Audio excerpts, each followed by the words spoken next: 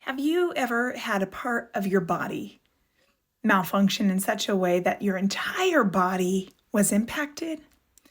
I had one of those incidents in the last week where all of a sudden it felt like every nerve in my body was on fire.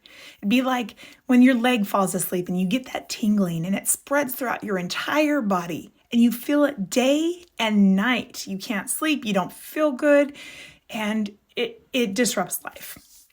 So I went to a doctor, and it turned out this little part of my body that I've never even thought about was the cause. The little vertebrae in the top of my spine. It was impacting my brain stem so that the nerve endings were all misfiring. They were getting the wrong signal. And they were able to fix it. I'm on the mend, all is well. But it's given me something to think about.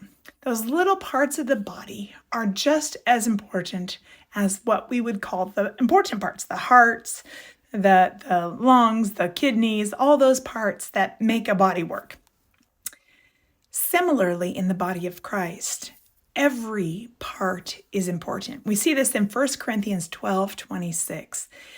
And it actually says when one part suffers, the whole suffers. Similarly, when one part is honored, the whole is honored. We like to honor things. We like to point out the good, but how are we suffering along with those in the body of Christ who suffer? Not to intentionally create pain and heartache on ourselves, but how are we experiencing life with others in such a way that they realize they are not alone, and to strengthen them and help them grow as we are growing in faith? We need to look beyond ourselves, to look for ways to be part of a whole, and that includes caring for those that suffer.